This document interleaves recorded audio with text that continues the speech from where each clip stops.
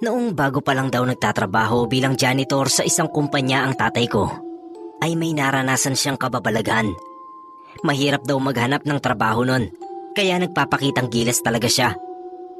Kumpanya ng dilata yung napasukan ng tatay at pagmamay-ari noon yung mismong 5 floor na building, kaya malaki yung nililinisan niya.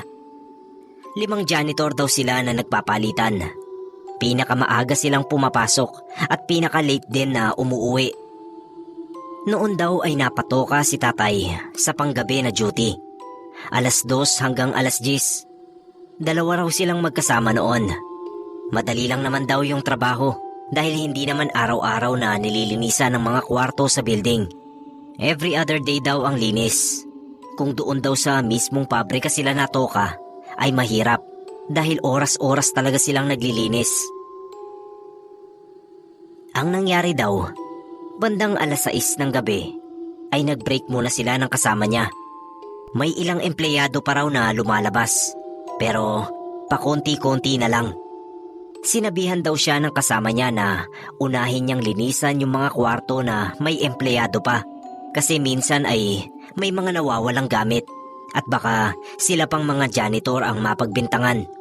Kung may tao nga naman daw bukod sa kanila, ay hindi sila basta-bastang mapapag-initan. Natakot nga raw noon si tatay kasi may magnanakaw nga raw pala doon sa building. After nilang maghapunan ay balik trabaho na sila. Pinaghatian daw nila noong kasama niya yung 4 na floor na natitira. Doon daw siya sa 2 at 3 palapag at yung kasama niya ay doon sa taas. Naglilinis na raw sila nun. Magkasama raw silang umakyat sakay ng elevator. Binigyan pa siya ng listahan kung aling mga kwarto ang lilinisan niya. Gwardya na raw ang bahalang magpatay ng ilaw, kaya hayaan na lang daw niya kung may makikita siyang mga nakasindi pa. Bago raw umalis si tatay sa mga kwartong nilinisan niya, ay tumatayo muna siya sa may pinto para matingnang mabuti yung buong lugar kung malinis na nga ba. Wala naman daw siyang nararamdamang kakaiba kahit sobrang tahimik at mag-isa lang siya. Hindi raw katulad sa ibang mga building na napasukan niya na kapag inaabot siya ng gabi ay nakakaramdam siya ng kilabot dahil sa mga gumagalang kaluluwa. Doon sa building daw ng dilata, payapa ang pakiramdam niya. Akala niya tuloy ay walang gumagalang kaluluwa. Bandang 9:00 raw natapos sa paglilinis ng 2 floor si tatay. Sanay na siya sa trabaho kaya mabilis nang kumilos. Noong pasakay na siya ng elevator, ay nagulat pa raw siya kasi may ibang tao sa loob. Akala raw niya ay empleyado ng opisina, kaso napansin niya na nakatayo lang yung lalaki sa gilid. Nakaputing polo shirt, tapos may suot daw na itim na guwantes. Nginitian daw siya, sabay tanong kung anong floor siya. Elevator boy raw pala, kaya sinabi na lang niya kung saan siya bababa. Habang pababa raw, ay nag-usisa siya kasi nakailang akyat baba na siya sa buong shift niya, ay noon lang niya nakita yung elevator boy. Ngumiti lang daw, tapos sinabi na baka raw hindi lang niya napapansin. Hindi na lang daw nakipagtalo si tatay kasi imposible raw yung sinasabi noong elevator boy. Siyempre malalaman niya kung naroon nga ito dahil hindi na siya pipindot ng floor. Tsaka 10 oras na ng gabi. Sino pang seserbisyuhan ng elevator boy?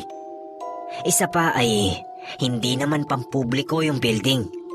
Naisip daw niya na baka magnanakaw yung kasama niya, tapos nagpapalusot lang para hindi mahuli. Kabadong-kabado raw siya hanggang makababa. Noong paglabas niya ay karipas daw siya ng takbo sa mga gwardya at nagsumbong na may nagpapanggap na elevator boy at baka magnanakaw yon. Naalarma yung mga gwardya kaya chinek agad yung elevator. Walang nakasakay. Kaya inisip ng mga gwardya na baka pumasok na sa isa sa mga kwarto. Pero nung chinek nila ay wala talaga. Walang kasama sa elevator si tatay. Pero nanindigan siya na may nakita at nakausap siya. Wala raw makapagpaliwanag kung sino yung elevator boy na yon dahil wala naman daw namatay sa loob ng elevator noong building simula nang maipagawa yon. At wala silang kinukuhang elevator boy simulat sa pool. Magmula raw noon, kapag mag-isang sasakay ng elevator si tatay, ay nagdarasal muna siya